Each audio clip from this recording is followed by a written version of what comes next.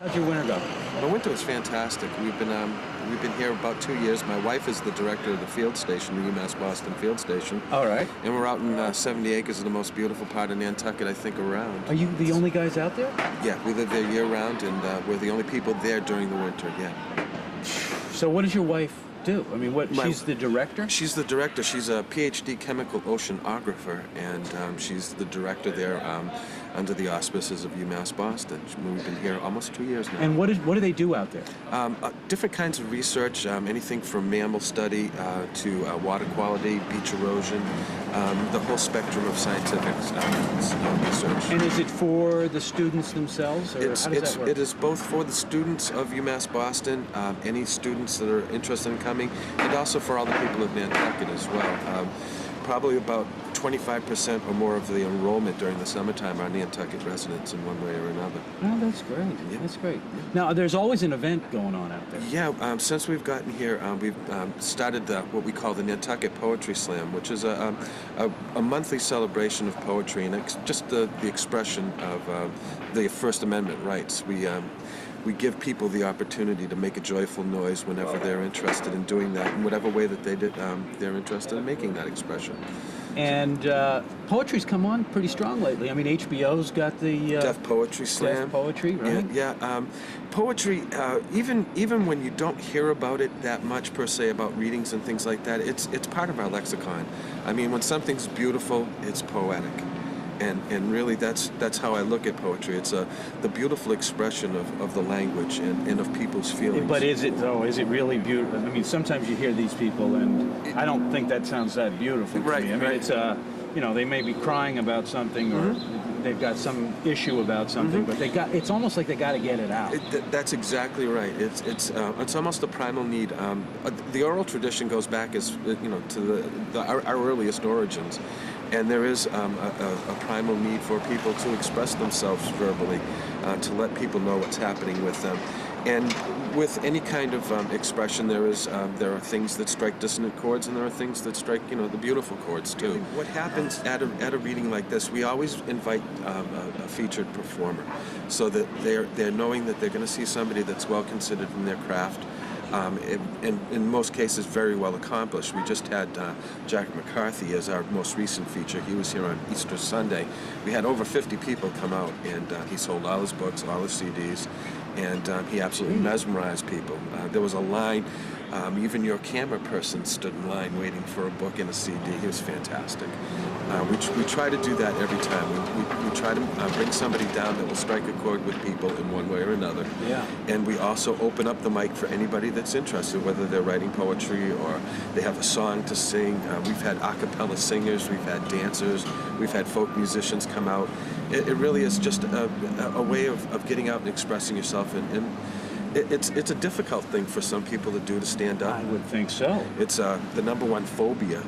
For public speaking is the number one and phobia. especially something like that. You're not only doing something, you're doing something that's got you're bringing it from the heart too. You make yourself vulnerable. We try to make we guarantee people that come out that they will be in a supportive and loving environment. There won't be anything done to them as a result of them opening up that will make them feel bad. We try to make people feel very good about doing it because it is an important thing. I mean, there's a reason why the First Amendment exists, because it's a necessary thing. Do you do it? Yes. Do you have poems that you've written that are in your head? Or? Absolutely. And that's how it works. Can you give us just a short one? For baseball season. All right. This is called the seventh inning stretch. The seventh inning stretch was my father's legs emerging from his second-hand Ford. Long day of factory work done. Time enough for a quick game of catch before dinner. A chance to discuss the day's issues. Talk about things like the Mercury Project, the Red Thread, and girls. My father felt sure of two things. One, baseball equals everything worth doing, and two, science fiction is crap.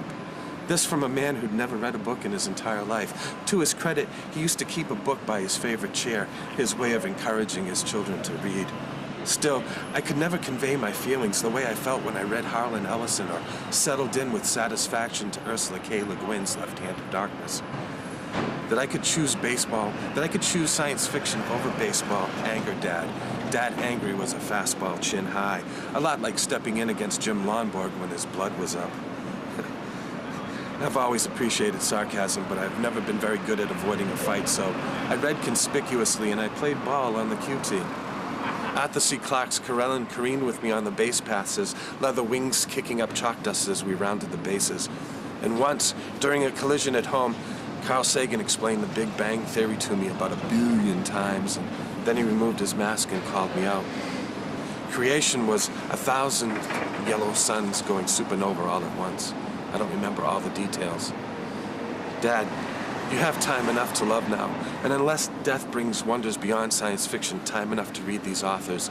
And if you do, when we meet again, we can talk about baseball played on a planet with 0 G, circling a pinpoint of light at Foundation's edge, a planet where you can throw curveballs around asteroid belts and have a catch with your kid before dinner one last time. Oh, that's great. Thank you. Wow. And that's Wow. That's the kind of thing that... that you can expect to see every time you come out to a poetry reading. That's Somebody will do something like that. It doesn't happen with everybody. Not everybody memorizes things off page. Some do. There are some that will absolutely light up the microphone on page. Do they go up and improvise too? I mean, is that welcome? Yeah, everything is welcome. Okay. Yeah, you have between 3 and 5 minutes at the open mic to do whatever it is that. That's perfect. That's not comes too out. long. Then you get the next person. Yeah. How can people call you? My phone number is 774-836-5035. They can also get in touch with me on the web at www.nantucketpoetryslam, all one word, .org. Lenny, good to meet Jim. you. Nice to All meet the best too. to you. Thank you very much.